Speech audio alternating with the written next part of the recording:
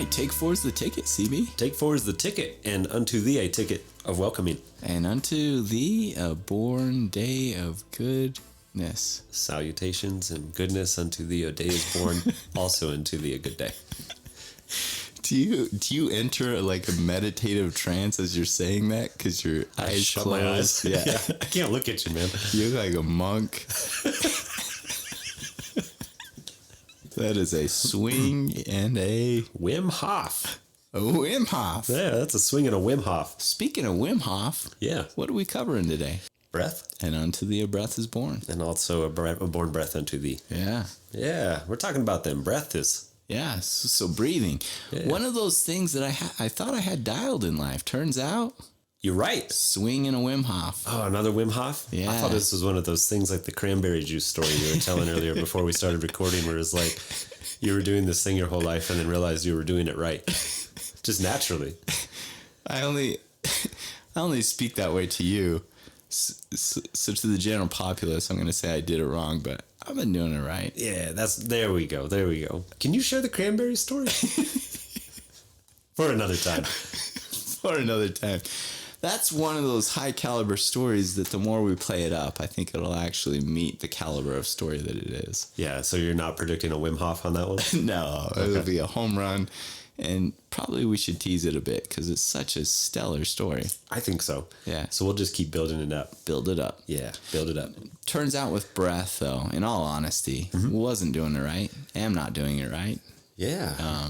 But got some ideas for how to do it right. Yeah. I wonder what that looks like. What about you? How's your breathing? Oh, it's you poor. Doing it right? I think it's on the scale of awful to superior. I think it falls more in that awful range. Does it? Yeah. How come? I'm just breathing through that mouth all the time. I got that long pointy schnoz and a small mouth with misshapen teeth. Ah. You know? So I'm just breathing through my mouth all the time. Breathing through your mouth. Tell you who's got it right. Who's got it right? Wim Hof. Yeah, him Wof, knocking it out of the park. Wim Hof. Dude, take us through the story of Wim Hof a little bit. So he was born in 1959, a bit ago. Okay. A few years ago. And many people know him. He's kind of like, what would be the word for him? Like kind of an endurance expert? He's an endurance expert. Okay, we'll roll with that. Yep. He can endure feats of extreme cold. Yeah. And he does it predominantly through controlling and managing his breath. Come on. So he came to understanding both the sensational connection to being in the cold and his breath through some pretty significant life experiences.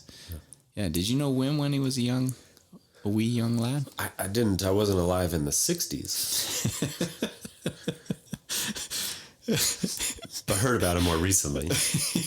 But I can only imagine what he was like as a wee young lad. Yeah, what do you imagine? Like kind of the burgeoning endurance expert type. You know? What does that look like? Yeah, as a wee young lad. Yeah. Probably very driven. Very goal oriented. Very looking at his performances. It's important to him. Maybe competitive in some ways. Yeah, I don't know for sure. I don't know. I'm just talking my bum at this juncture. Just shooting from the hip. Yeah, man. I'm just imagining what's a wee young Wim Hof like. Yeah. Yeah, that's what I got. Okay. Well, I guess we'll go with that imagery. So really driven, dedicated. Maybe not though. Who knows, man? Yeah, I'm not for sure. I know in his early life. So in early adulthood is when I know a little bit more about him. Okay. He loved exploring and traveling. And he actually met his wife, who ended up being his wife, a woman named Olea, is how he referred to her, but is Maryvale Maria. And he met her, and they would travel and spend time together, go explore outdoor places. During that phase of life, that early phase of life, he actually had some encounters. There was a time where he described like seeing a pond that was covered with ice and having the desire to jump in. And he jumped in, and he said it was so sensational, he remembered it for the days that followed, that it was exhilarating, essentially. He didn't have like any specific controlled breathing, but just the experience of himself just was so sensational that it kind of imprinted on his memory. Yeah. So then he met this woman who he ended up marrying, and they had what was described as like a very close and intimate relationship. They ended up having 4 children together. But unfortunately, she suffered from depression. And some reports indicated she may have experienced things like schizophrenia or other types of disorder. And she ended up dying, and she died by suicide. And so the type of relationship that's described in his life and the way that he speaks about it is that it was so close and intimate and valuable that it was a really profoundly impactful experience in life, traumatic experience in her life. To have her pass away, to have his 4 children that he was then a single parent of, was very traumatic. And so he fell into a bit of grief, and he had remembered the exhilarating experiences of the cold and began to seek out experiences of being in extremely cold water. So he actually wrote, there's a quote of his that says, "Instead of being guided by my broken emotions towards stress and sorrow, the cold water led me to stillness of the mind that gave my broken heart a chance to rest, restore, and rehabilitate." So he began to really connect to these exhilarating experiences, and he learned that in order to tolerate them, that he could endure even longer by controlling his breath. He learned that he could influence his body temperature, and that he could manage the sensations of his body in extreme conditions through his breathing. Yeah, which you may have seen. Yeah, have you seen videos, or where have you come into contact with Wim Hof? I think through the book that we'll be referencing more later, but also then a lot of his videos on YouTube, and then just seeing what that looks like. Yeah, it's very intense. Like when he ramps himself up or breathes very heavy, very specifically. Totally. I get this feeling of oh, he's going to pass out. It's kind of the same feeling I get when I watch people deadlift lots and lots of weight. And I'm like, dude, that dude's head's just going to explode, or that person's head is going to explode. Yeah. I kind of feel like that with Wim Hof when I watch him breathe. Yeah. It's very intense. Yeah. It is. Yeah. He's had intense experiences in his life. There was a time when it was in 2000. So just a few years following the passing of his former wife, he had dug a hole and swam through the ice and was under a solid plate of ice, and his corneas actually froze. Oh my gosh. Yeah. So then he couldn't see, literally could not see, because the water was so cold that his eyes froze essentially. And a rescue diver actually had to jump in and grab him. And he had been fumbling around searching for the exit hole and had long passed it. And the emergency diver, I think he ended up going unconscious, and the emergency diver had to grab him by the ankles and then hurriedly pull him out through the exit hole and save his life. That's pretty staggering that he survived that. Yeah. It's interesting because the way he kind of has a frame set in his mind, because he describes that experience as helping him overcome the fear of death, because he was, I guess, close to death. And so then he says he doesn't experience a lot of fear of death because of that. Yeah, that's really interesting. So frozen corneas, underwater, freezing temperatures, below freezing. Yeah. He's probably thinking, this is it for me. Yeah. But to be fair, it was 9 degrees this morning in Flagstaff. Yeah. And Wim Hof would probably be pretty cold in the 9 degrees too. I would think. Yeah. Because I was cold in it. And so Wim Hof also. Yeah. So I see you kind of putting yourself on the same plane as Mr. Hof. Yeah. Mr. Hof. Mr. Hof. Yeah, Mr. Hof. Dunny Dan and Mr. Hof. Dunny Dan. Same. And Mr. Hof. Yeah, same. No, this is a different level, man. Yeah. Corneas freeze, almost drown swimming in ice. Yeah. But that just frees you up in life. Yeah. That'll, I guess, either intensify a fear of death or just put you squarely past it. Mm-hmm. Yeah. I guess he went that direction, huh? So, he ended up actually creating kind of both an image and a brand out of this, but a business entity where he helps people to understand how to manage and control their breathing. Mm-hmm. He actually has 3 pillars that he identifies as helpful for him both in his well-being and in enduring extreme conditions, those being breath, cold therapy, and commitment. And breathing, for him, it's a combination of a rapid succession of breaths, like what you were describing. So it's this rapid succession without pauses, followed by releasing breath and not taking a new breath and then holding breath for a period. So he has these exercises that are actually very specific in their intervals. And when you take in air and let out air, it can be a little bit controversial, his approach, because there's such this specific process that he has for it. And it does require like more capacity and a degree of mindfulness to tolerate changes like that. So to control your breathing in that way, it's going to fluctuate your heart rate, your body temperature, and you have to be pretty self-aware of what's going on physiologically to respond to it. Right. And his exercises, they combine basically like agitated breathing with relaxation to build an ever increasing endurance to that. So it's a little controversial because it's like on the extreme end of how he can use breath to control things like his heart rate and body temperature. Yeah. Which is incredible. I guess for me, in listening back to you describing the story of Wim Hof, for me, it's interesting to hear him go this direction with his experience in profound grief. And then also, I guess the experience of him finding himself under ice. In water. Yeah. Have you had that experience? I have not. Okay. That doesn't sound like one I'd necessarily want to dip my toes into. I don't want to necessarily try that one out. Yeah. What's the coldest bit of water that you've been in? I would probably say the Colorado. Yeah. That'd be my guess, but I don't know that. Like mid 40s ish? Is that what that I think it's usually mid to upper 40s? Yeah. Low 40s? I think it gets down to like 42, 43 maybe. Yeah. I don't know. That's cold water. That's hard to be in. Yeah. Takes your breath away. But I mean, I'm trying to think if I've ever been in like frozen ponds and that sort of thing. I can't think of a time, but I wouldn't rule it out completely also. Yeah. Yeah. I did have the experience where in real life I've seen someone jump into a frozen pond. Yeah? Yes. I was over at Thorpe Park there, Francis Shore Pond. Yeah. And I was sitting on the bench there, and a young lad and two young women who the lad was with were just a little bit away from me. And I heard them coax him into jumping into the pond, and I think to demonstrate his own strength and endurance. Yes.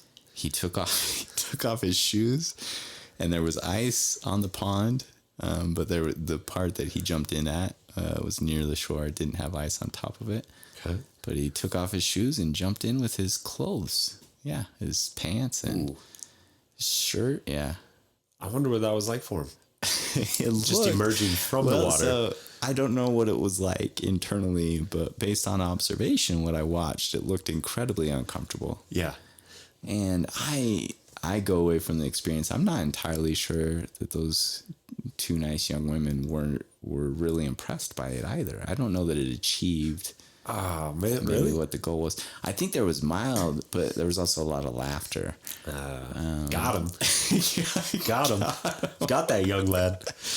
Oh man. Can't a man just jump in the freezing water and like impress some folks? Man, not in this day and age. Maybe not the route to go. That's a tough life lesson to learn. Yeah. So maybe don't do that. Yeah. I got you. Maybe he could have benefited from some classes with Wim Hof. Yeah, that would have been impressive. Yeah. If he just goes straight Wim Hof, jumps in that joint. And just sits there calmly. Yeah, I think everyone would just be kind of in a state of shock. Yeah. What is happening? Yeah. Okay. Well, you mentioned there's a book about this topic. Yeah. Yeah, James Nestor. James Nestor. He wrote this book. It's called Breath, The New Science of a Lost Art. Really fascinating, good book. Mm-hmm. I really enjoyed reading it. I think I read it about a year ago. Mm-hmm. So it's been a minute. For me, something that I remember when I was reading the book was just how interesting it was to read about the history and the like biological evolution. Yeah. And we'll get there a little bit. But James, he speaks to taking an interest in researching this topic because he was watching deep sea divers hold their breath while diving, which was a primary component to that behavior. Yeah. So those deep sea divers that learn to control their breathing in order to stay underwater longer and go deeper. Long periods of time, yeah. And so I think that piqued his interest, and then that was something that he went to research. Mm-hmm. Yeah, isn't he? He's like a science writer, so he went out to write about them, and then was so impressed by that. Yeah. And that drove a lot of his research. And so he starts the book and kind of speaks to the history or biological evolution of humans. and talks about, like, I think he even goes all the way back to saying humans were sort of like single cell organisms that were eating oxygen, which to me, I don't know if your mind goes here, but creating an image of that in the mind is really fun.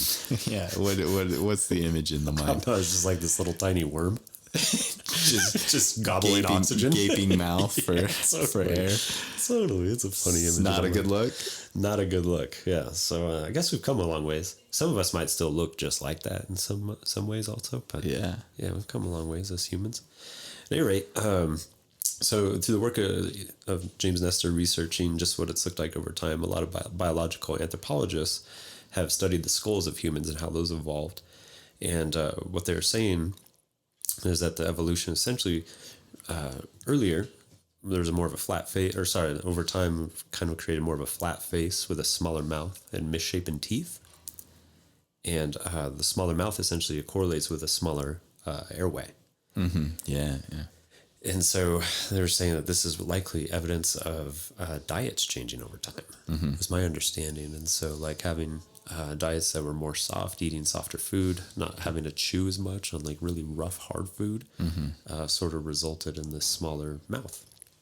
Yeah. Smaller mouth, less air, smaller mouth, likely because of softer foods. Softer foods, yeah. And I think weren't they showing something to the effect of like early skulls too had like wider noses and were able to intake more oxygen through the nose?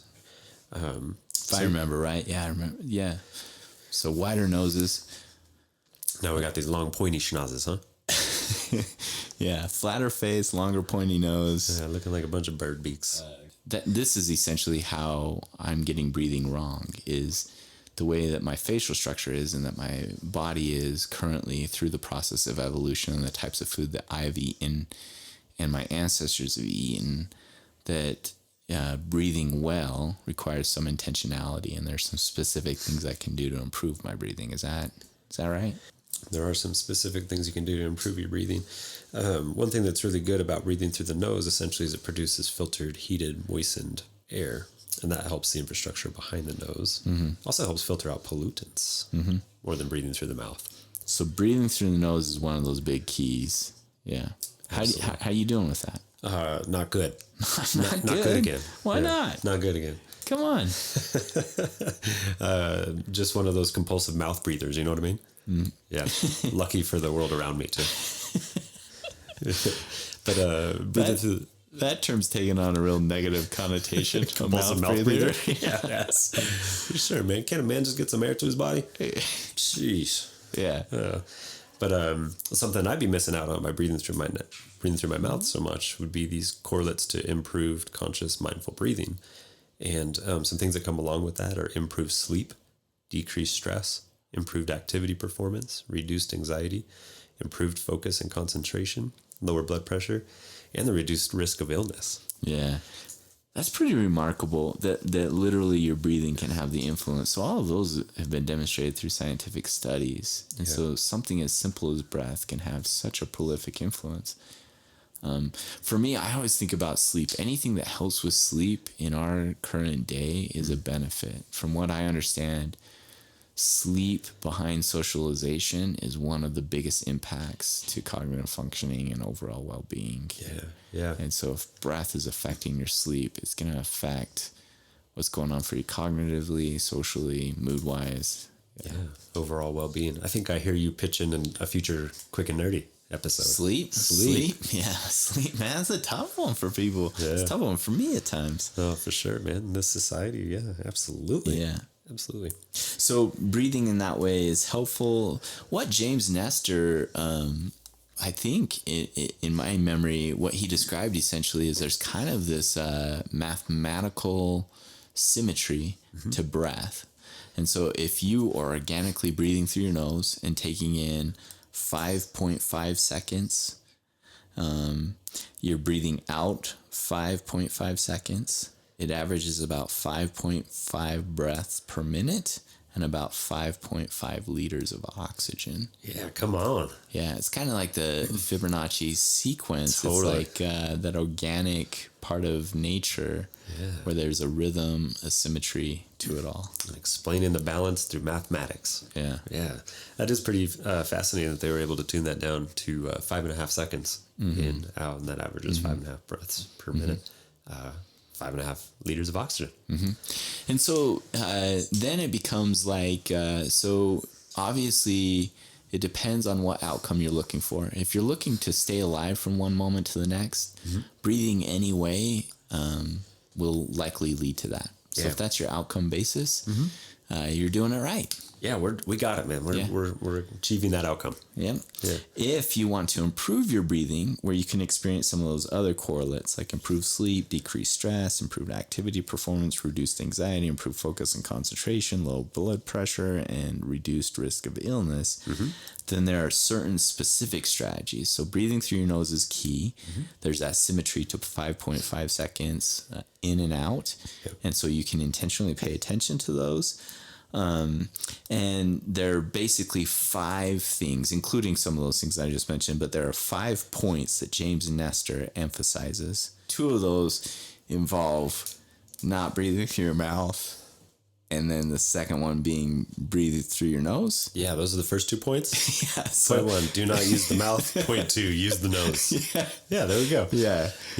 Which I don't know that he needed to couple those two. I don't know if those need to be 2 separate and distinct points. I would hope anyone choosing not to breathe through their mouth chooses the nose. Yeah. What other options? The ears, I guess we were saying. I guess the ears. What I would say to that is if you figure out and you develop the skill and possibly evolve in a way to utilize your ears, maybe document that. Yeah, document that. Reach out to us on Instagram, or if we can find you somehow, we'd like to get you on a Beyond Flag interview. Learn the secret to breathing through your ear holes. Yeah. So don't breathe through your mouth. Do breathe through your nose. And then he has these 3 other points that James Nestor addresses to create that conscientious, intentional breathing that will improve your breath. Yeah, he talks about improving your lung capacity, right?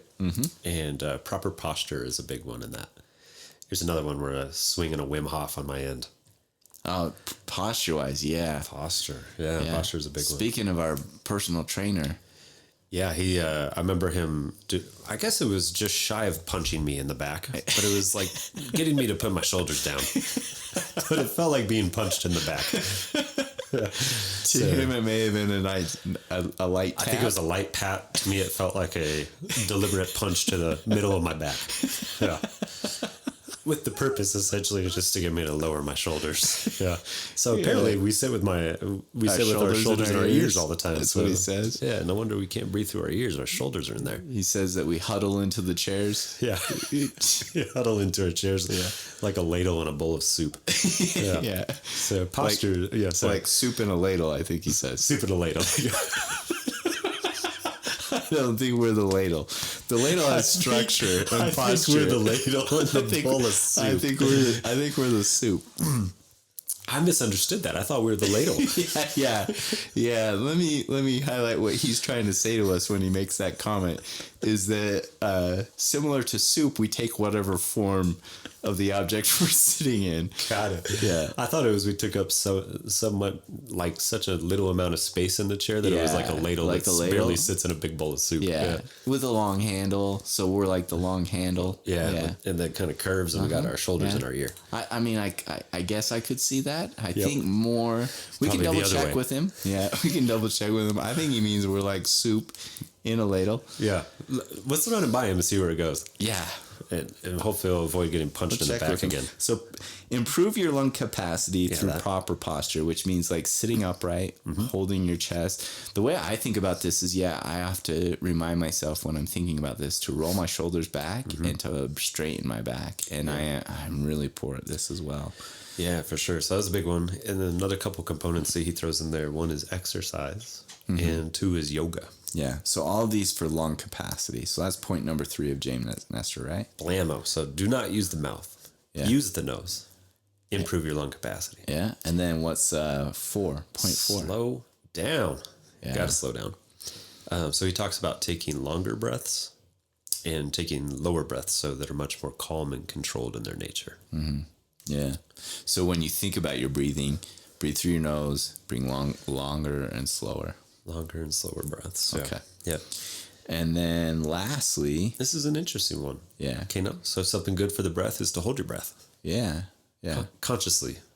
Yeah. It turns out unconsciously is not helpful. That's like sleep apnea. Yeah. It's like sleep apnea. That also kind of produces a little bit of like a fight, flight, freeze experience within the body by holding your breath. Yeah. If you're doing that unconsciously. Yeah. So to hold your breath, to take moments where you hold your breath, this is similar to what Wim Hof has developed, but much less intense and aggressively. So it's like to take moments at times where you consciously hold your breath and then let it out. That increases your capacity. Yeah. You know, there's an interesting, for me, I go through phases where I swim for periods and periods where I don't. And when I go back to swimming, I can recognize how much quicker I need breath. And then after, if I'm in a routine of swimming, I can do more strokes without breathing. And I think it's just from the practice of going to the pool that where you have to control and manage your breathing. So exercises where you're intentional or focused on your breathing can be really helpful. For sure. And that would also contribute to the improving lung capacity component that Nestor speaks to. Hopefully. I mean, if you're doing it right. Yeah, which swimming I am not. No? That's not one of that's not the cranberry juice, right? Yeah. Swimming, no. I think the lifeguards take videos of me when I'm swimming in the pool and then load those up on TikTok for what not to do. Yeah, so just quick call, shout out to all Flagstaff lifeguards with videos of Dan flailing in water. Please send those to beyond_flag. What you refer to flailing, Dan refers to as swimming. Swimming, yeah, there you go. Yeah. Very good. So those are the 5 components, or strategies to improve our breathing. Yeah, we do have some cool things. I actually would encourage people to read our description because we have 2 things that can be really helpful, I think. One is there's actually a link where you can take a quiz to see how well or not unwell you are doing with your breathing currently. Ooh, we should do that. Yeah, I did it. You did it? What'd you learn? I was like a B+, so I wasn't as bad as I thought. Dang. But little less good than an A-. Yeah, not A. Not A range. B+, man. Well done. So what are some of the components of that? So it takes in components like your age, gender, height, weight. It tries to describe and then define what style of breathing you do out of vertical, horizontal, or hybrid. And we'll go into descriptions of those so you can properly answer. And then you have to measure your sternum on a deep inhale versus a deep exhale. And all of those are really doable. It takes like 15 minutes worth of time. It'll produce a score with really good descriptions. So you can check out that link to see how well you're doing with your breathing. All right. Very cool. And then secondly, we have mindfulness apps, breathing apps. So mindfulness apps that have breath work specifically. 2 that I like to use are free, and so I like them. One's from UCLA and one's from the VA, and so they're free, and they're also based in CBT, so they have empirical support for the actual exercises that are guided on those. Okay, very cool. And those will be listed in the description here for the pod. Yeah. Very cool. Quick thing, shocker that your favorite apps are free, huh? Yeah, that's right up my alley. Come on. Yeah. All right. Yeah. Well, good show. And then lastly, just to throw in there too, the book itself, Breath by James Nestor, is great. And in the end, he has all kinds of strategies for breathing and lists out ways that you can do these different methods as well. Yeah. Do you remember incorporating or trying some of those? Man, I was talking to you earlier about when he refers to runners trying to run and breathe through their nose. And I tried to do that, man. I found it so difficult. It was really difficult for me. I could probably get like 2 or 3 breaths in before feeling like I was going to die on the side of the road. Yeah. Wow. Especially in our area. It'd probably be a little bit more difficult in our area because of the altitude. Yeah. It's good stuff. I'd really, again, recommend the book for everyone to check out. Yeah. James Nestor, too, has YouTube videos. We may link to 1 or 2 of those, but he actually goes through some of the exercises on video, too, which is helpful. Okay. So, yeah. Blammo. All right. Well, thanks for taking us through breath, Benny. Yeah, thank you. You are more than welcome, and unto thee also a welcome. And unto thee a welcome to thee for the rest of the day. And the day will be welcoming unto thee for the welcome day. And why don't you take us out by shouting us out? No doubt. You can always find us on the interwebs, www.beyondflag.com, flag spelled FLG. And you can find us on the IG, beyond_FLG, and the Twitter bots, beyond_FLG. Let's go. Let's go. Let's go. Take care. Love you.